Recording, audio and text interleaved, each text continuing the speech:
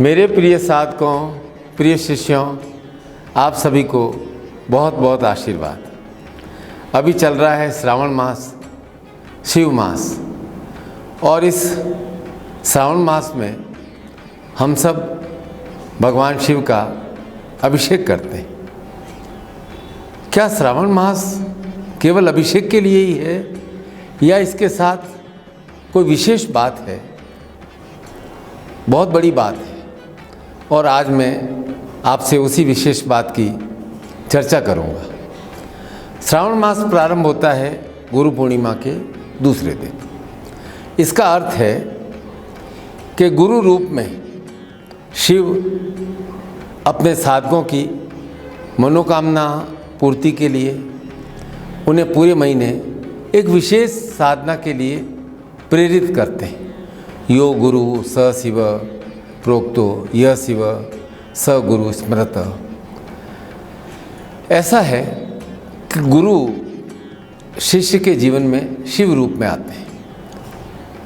और विशेष बात क्या है कि जो साधक नहीं है, जिन्होंने गुरु दीक्षा नहीं ली है, वो भी ये बात जान लें कि उनके भी गुरु शिव हैं, चाहे आपने गुरु को धारण किया है या नहीं किया है।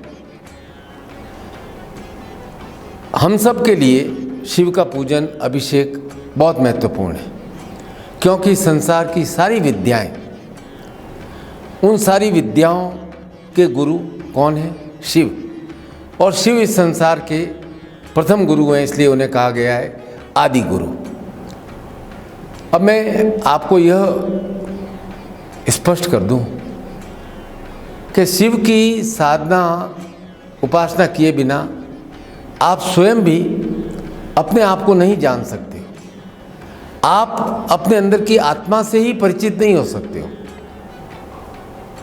प्रश्न आएगा कि गुरुजी, आत्मा से परिचय होने से क्या होगा? मैं आपको एक दृष्टांत बताता हूँ।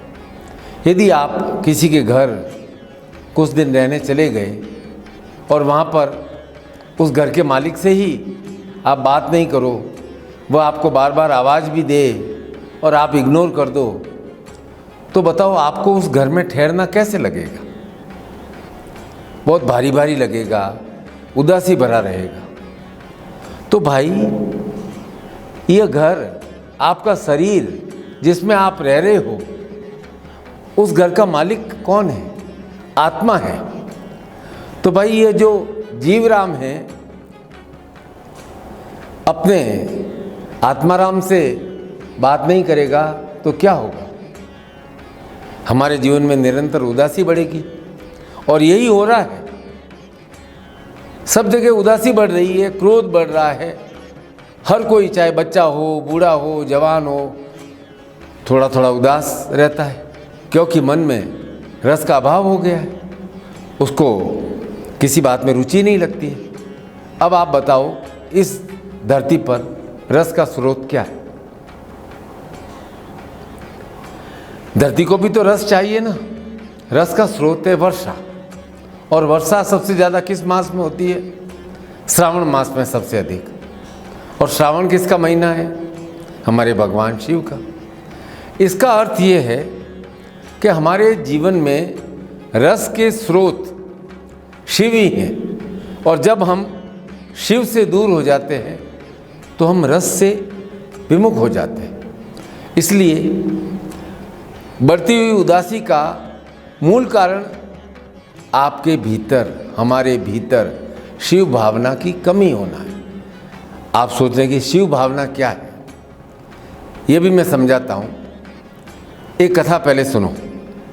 एक व्यक्ति संसार सागर में थोड़ा थक गया। उसने सोचा कि पहाड़ों में जाता हूँ, वहाँ साधना करूँगा, तपस्वी बन जाता हूँ। अपने साथ कुछ लिया नहीं और दूर पहाड़ की ऊंचाई पर अपनी साधना, तप करने लगा। साथ में कुछ लाया नहीं था, केवल एक जोड़ी वस्त्र। अब उसी धोती को सुखाता और उसी को पहनता। बस्ती से दूर था तो उसे सामाजिक नियमों की कोई चिंता नहीं थी कि भाई वह अवधूत भी रहेगा तो क्या अंतर पड़ेगा। अब हुआ क्या कि पहाड़ में एक मोटा सा चूहा आ गया और वो उसकी धोती और वस्त्र को कुतरने लगा। अब हमारे तपस्वी महाशय के पास एक ही जोड़ी वस्त्र था, उसे भी चूहा काट रहा था। अब ठंड लगे तो ठंड से बचाव कैसे करें। नीचे बस्ती में गया, बस्ती वालों से कहा कि भाई मुझे एक बिल्ली दे दो जो चूहों को रोक सके। बस्ती वाले जानते हैं कि बाबा जी बड़े ही तपस्वी हैं, उनकी मदद हेतु एक मोटी ताजी बिल्ली दे दी। अब बिल्ली के आने के कारण चूहे तो भाग गए, पर अब बिल्ली अपना पेट कैसे भरती। वह जंगली फल वगैरह या अच्छे फल भी खा नहीं सकती थी। वो हमारी बेचारी मोटी बिल्ली दुबली पतली होने लगी। अब तपस्वी जी को बिल्ली की चिंता सताने लगी। वापस गए बस्ती में, बिल्ली को दूध पिलाना था। दूध लेकर आते, बिल्ली दूध पीती, मजबूत हो गई। अब उन्होंने सोचा ये तो बहुत अजीब बात हो गई, रोज़ बस्ती में जाना, सुबह शाम जाना, बस्ती से ऊपर आना, तपस्या कब करेंगे। सोचा ऐसा करते हैं, दूध के लिए गांव वालों से एक गाय मांग लेते हैं, रोज़ रोज़ का जाना बंद हो जाएगा। तपस्वी जी गए भाई बस्ती, कहा संभव हो तो मुझे एक गाय चाहिए। बस्ती वाले बहुत सम्मान करते थे, एक गाय दे दी। गाय को लेकर पहाड़ पे आ गए। अब तो आराम ही आराम, गाय रोज़ हरी भरी घास चरती, दोनों टाइम दूध देती। अब इतना अधिक दूध कि बिल्ली तो पी नहीं सकती थी, और तपस्वी जी भी उस दूध को पीने लगे। उनका भी स्वास्थ्य बहुत अच्छा हो गया। अब एक दिन क्या हुआ कि एक चरवाही थोड़ा भटकते हुए उधर आ गई। उसने देखा कि बहुत सुंदर तपस्वी ध्यान लगाए बैठा है, एक कुटिया सी बनी हुई है, गाय भी है। उसने हाथ जोड़ कर कहा, महाराज आपको देखकर जीवन धन्य हो गया, गाय हैं, सब है। मुझे लगता है कि आपको एक सेविका की आवश्यकता है जो आपके कार्यभार को संभाल ले, जिससे आप निश्चिंत होकर तपस्या कर सकें। तपस्वी को लगा बात तो ठीक है, तो उन्होंने उस चरवाही को सेविका के रूप में रख लिया। अब धीरे धीरे साधन बढ़ने लगे, उसके लिए भी अलग कमरा, एक कमरे की जगह 2 कमरे, 2 कमरे की जगह 4 कमरे, रिसोर्ट बन गया। अब साथ रहते रहते प्रेम भी हो गया, पति पत्नी हो गए। और अब विशेष बात क्या हुई कि संसार से त्रस्त लोग ध्यान लगाने के लिए उस रिसोर्ट पर, पहाड़ों पर आने लगे। कितनी विचित्र बात है। चला था तपस्वी संसार को त्यागने, और मोह के कारण, पहले छोटा मोह, वस्त्र का मोह, फिर बिल्ली का मोह, फिर गाय का मोह। क्या हुआ, मेरी बात ध्यान से सुनना। ये जो मोह भाव है ना, वह शिवत्व के विपरीत है। मैं ये बात कहता हूँ तो कोई शिष्य मुझसे कहते हैं, गुरुदेव यदि जीवन में, हमारे जीवन में रस तो मोह से ही आता है, यदि मोह ही नहीं हो तो जीवन रूखा सूखा हो जाएगा। खैर, जो बात मैं उसको उत्तर देता हूँ, लोगों को उत्तर देता हूँ, आज आपके सामने सार्वजनिक रूप से कह रहा हूँ। ऐसा है, शिव का अर्थ है संतोष और मोह का अर्थ है प्यास। आप मुझे बताओ, प्यास किससे बुझती है? जल से। तो हमारे मोह को कौन शांत करेगा? मोह को शांत करेगा संतोष, और यह संतोष हमारे शिव के पास है। जब जब हम शिव से दूर हो जाते हैं तो शांति और संतोष हमारे से दूर हो जाता है। कुछ मिल भी जाए तो उसके बाद भी मन उदास रहता है, क्योंकि वह मन हरा भरा, रस से भरा नहीं रहता है। तो शिव भावना एक विचारधारा है, और इस विचारधारा को गुरु रूप में शिव ही प्रतिपादित करते हैं। भगवत गीता के बारे में आप सब जानते हैं, पर गुरु गीता भी एक विशेष ग्रंथ है जो शिव और पार्वती के बीच संवाद है, जिसमें गुरु रूप में शिव पार्वती को गुरुत्व की महत्वता, महानता बता रहे हैं और शिष्य रूप में पार्वती उस ज्ञान को आत्मसात कर रही है। और शिव कहते हैं चैतन्य शाश्वतम शांतम व्योमातीत निरंजनम नाद बिंदु कलातीतम तस्मै श्री गुरुवे नमः। न गुरोर्धिकम तत्वम न गुरोर्धिकम तपः न गुरोर्धिकम ज्ञानम तस्मै श्री गुरुवे नमः। तो विशेष बात क्या है कि हमारे मन में जो उदासी बढ़ रही है उसका कारण शिवत्व की कमी है। और शिव को पाने के लिए हमें अपने आप को खोजना पड़ता है, खुद में डूबना पड़ता है। खुद में डूबे बिना शिव नहीं मिलते। शिव पाने के लिए खुद में डूबना पड़ता है। और ये मनुष्य एक ऐसा प्राणी है जो एक पल भी अकेले नहीं रहना चाहता है। अरे भाई, अकेले नहीं रहोगे तो आप अपने अंदर के शिव को कैसे जानोगे? कितनी विचित्र बात है कि मनोरंजन के हजारों साधन आ गए हैं, परंतु उदासी है कि बढ़ती जा रही है। आज की बात नहीं है, सदियों से मानव क्यों रुदन कर रहा है? क्योंकि वह शिव से अलग हो गया, खुद को और शिव को अलग अलग कर लिया और भीतर ही भीतर एक मौन क्रंदन चल रहा है। और इसी का स्वरूप है डिप्रेशन। जिसे पूछो मैं डिप्रेशन में हूँ, तो इस डिप्रेशन का, रुदन का कारण क्या है? इस रुदन का कारण है शिव से हमारा दूरी। और इसका निदान क्या करते हैं हम? उदासी को दूर करने के लिए, मन बहलाने के लिए नए नए साधन ढूंढ लेते हैं। मिलना तो शिव से था और लग गए हम मन बहलाने के साधनों को ढूंढने में। अब क्या होगा? आपका मन थोड़ी देर के लिए बहल जाएगा, लेकिन मन की उदासी पूर्ण रूप से दूर नहीं होगी। आप सोचो, आप अपने घर में बाहर से कीचड़ लगे हुए जूते पहन करके घर में आ गए, क्या होगा? घर का फर्श गंदा हो जाएगा। अब भले ही आप उस गंदे फर्श पर सुंदर कालीन भी बिछा दो, सुगंध भी छिड़क दो, कुछ दूर के लिए कीचड़ की बदबू छिप जाएगी, लेकिन थोड़ी देर बाद वापस आने लगेगी। ये बदबू कब समाप्त होगी? जब आप उस कीचड़ को पानी से साफ कर देंगे। बात बहुत गहरी है। निर्मल करने के लिए, साफ करने के लिए जल चाहिए। बिना जल के न तो घर निर्मल होता है और न ही मन निर्मल होता है। और मन भारी हो, उदास हो और आंखों में अश्रुधार आ जाए तो मन हल्का हो जाता है। अब बताओ, जल विहीन स्थान होता है, उसे क्या कहते हैं? मरुभूमि, रेगिस्तान। और यदि हमारा मन जल विहीन है तो वह भी मरुभूमि है, डिप्रेशन से भरा हुआ उदास मन है। क्या करें? एक गहरी कथा है, बहुत प्रतीक कथा है, ध्यान से सुनना, बहुत गंभीर है। एक बादल था, अपने साथी बादलों के साथ आसमान में घूम रहा था। सभी बादल हवा के प्रभाव से दूर स्थान पर जा रहे थे जहां उन्हें वर्षा करनी थी।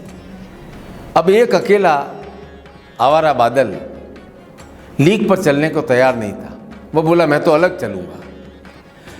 बाकी सारे बादलों ने कहा, अरे भाई, हमसे अलग होकर तुम भटक जाओगे। वो बादल माना नहीं, वह अलग होकर उड़ने लगा। अकेला था इसलिए जल्दी जल्दी उड़ रहा था। तभी उसने नीचे देखा, एक मरुभूमि थी। वहाँ देखा, बड़ा आश्चर्य हुआ। एक चमकता हुआ बालू का टीला, टीले पर सुंदर सुंदर धारियाँ बनी हुई। अकेला बादल वहाँ रुक गया और उस बालू के टीले से बात करने लगा। थोड़ा नीचे आकर बादल ने बालू के टीले से पूछा, कौन हो भाई तुम? उसने कहा, मैं बालू का टीला हूँ। और कब बने, कब आए यहाँ? मैं अभी भी बना हूँ। रेत का एक बवंडर आया और मुझे बनाकर चला गया। बालू के टीले ने बादल को पूछा कि आप यहाँ मरुस्थल में कैसे, क्या रास्ता भटक गए हो? यहाँ तो कोई बादल आते ही नहीं है। बादल ने कहा नहीं, मैं रास्ता नहीं भटका, मैंने तुम्हें दूर से देखा और तुम मुझे बहुत सुंदर लगे, इसलिए तुम्हारे पास चला आया। बादल ने कहा तुम्हारी उम्र कितनी है? उसने कहा बस ये मालूम नहीं, और पर इतना है कि थोड़ी देर का, 1 दिन 2 दिन 4 दिन 10 दिन 50 दिन का मेहमान हूँ, फिर कोई रेत का बवंडर आएगा और मेरी आकृति को बदल दे, हो सकता है मुझे समाप्त भी कर दे। रेत के टीले ने कहा, बादल से कहा कि आपके पास तो जल भरा हुआ है ना, आपके पास तो वर्षा है। बादल ने कहा हाँ हाँ, मेरे पास बहुत वर्षा है, मैं जहाँ चाहूँ जल रूप में वर्षा कर सकता हूँ। रेत के टीले ने कहा कि मैंने वर्षा के बारे में बहुत सुन रखा था और यह भी सुन रखा है कि वर्षा में जल रूपी अमृत धार बरसती है, गिरती है, लेकिन हमने मरुस्थल में इस वर्षा को कभी देखा नहीं है। इतना सुनना था कि बादल की आंखें भर आई। उन्होंने कहा अरे मैं अभी बरस जाता हूँ, तुम भी वर्षा का आनंद लो। बालू के टीले ने कहा कि आप वर्षा करोगे तो आप समाप्त हो जाओगे।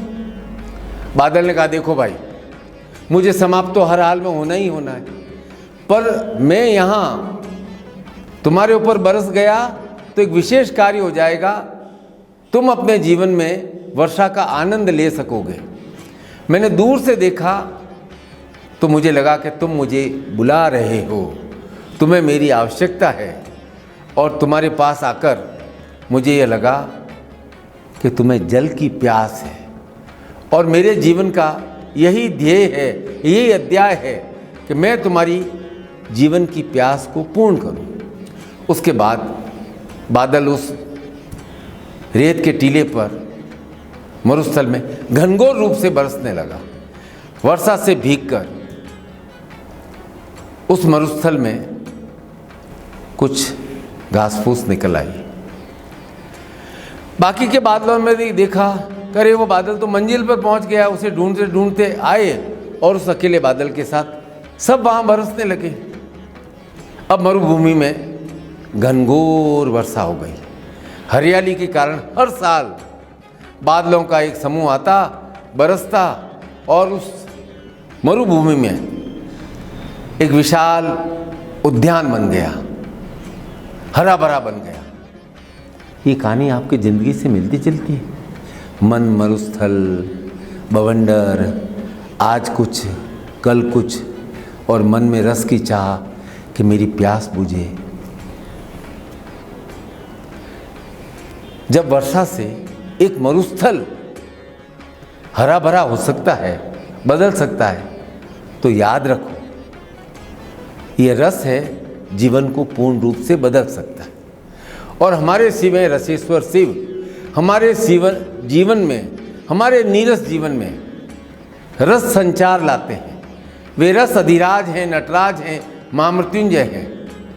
आप इस तरह से भी सोच सकते हो कि श्रावण में होने वाली वर्षा ग्रीष्म के तीव्र प्रभाव से बेरंग हो गए, रूखे सूखे हो गए, मन पर रस की, पानी की फुहार है जो हमें नव जीवन देती है, क्योंकि हमारा यह जीवन आपका और मेरा शिव का है। शिव अपने रस से हमारे रसहीन जीवन की सारी उदासी को हर लेते हैं। शिव हमारे महामृत्युंजय हैं, और उदासी, अवसाद, चिंता, रसहीनता, मन नहीं लगना, ये हमारे जीवन में मृत्यु के स्वरूप है। जिसके भी जीवन में अंतर्मन में एक हाहाकार है, चिंता है, कोलाहल है, इसका एक ही कारण है कि वह आत्मा रूपी शिव से थोड़ा अलग हो गया है। और शिव को खोजने के लिए संसार छोड़ने की आवश्यकता नहीं है। शिव है हमारी आत्मा, उसे बाहर नहीं खोजा जा सकता है। आपको संसार छोड़ने की आवश्यकता नहीं है, बस अपने साथ थोड़ा समय बिताओ तो आप अपने शिव को पा सकते हो। अभी गुरु पूर्णिमा पे मैंने बोला था कि संसार में दो ही व्यक्ति सबसे महत्वपूर्ण हैं, एक तो आप स्वयं और दूसरे आपके इष्ट शिव। और यह श्रावण मास हर साल आपको यह याद दिलाता है कि अरे मनुष्य, अरे मानव, अपने शिव के साथ संपर्क जोड़ ले। आसमान से बरसती हुई अमृत धारा शिव का ही तो संदेश लेकर आती है कि मेरे प्रिय मनुष्य, तुम मेरे शिष्य हो, तुम इधर उधर कहाँ आनंद ढूंढ रहे हो? आनंद का सागर तो, रस का सागर तो तुम्हारे भीतर है। अपने मन में देखो, वहीं परमानंद है, वहीं पर मैं स्थित हूँ। इसलिए हम शिव प्रार्थना में बहुत प्रेम के साथ कहते हैं, ओम त्र्यंबकम यजामहे सुगंधिनीम पुष्टिवर्धन उर्वारुक बंधनात् मृत्योर्मुक्षीमामृतात्। कि हम सुगंधित हों, पुष्टिवर्धक हों, हमारी वृद्धि हो। ये सब कैसे होगा? रस से होगा, आनंद से होगा। और जीवन में आनंद और रस शिव के बिना संभव नहीं है। अपने मन का अभिषेक करो, अपने मन से बात करो, अपने मन को समझो, अपने मन से प्रेम करो। यही शिव वचन है, शिवोहम शिवोहम शिवोहम। और शिवोहम का सरल अर्थ क्या है? शिव अहम, हम शिव के हैं, शिव हमारे हैं। शिव के बिना कुछ नहीं है। जहाँ शिव है वहाँ प्राण है, जहाँ शिव है वहाँ शक्ति है, जहाँ शिव है वहाँ रस है, कामना पूर्ति है, जहाँ शिव है वहाँ आरोग्य है, स्वास्थ्य है। सब कुछ शिव में है। और शिव को बार बार अपने भीतर अनुभव करो, वार्तालाप करो, जो भी मंत्र बोलो मन से बोलो। आप सबको बहुत बहुत आशीर्वाद। सदैव प्रसन्न रहें, रसमय रहें, आनंदमय रहें। बहुत बहुत आशीर्वाद।